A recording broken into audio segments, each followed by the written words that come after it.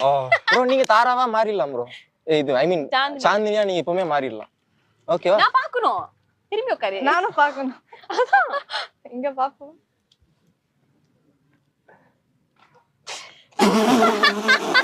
சரி நான் கேக்குறேன். நான் கேள்வி ஸ்டார்ட் பண்ணிடுறேன்.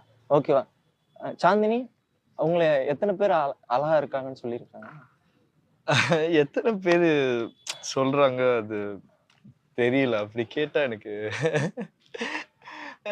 இல்லடி.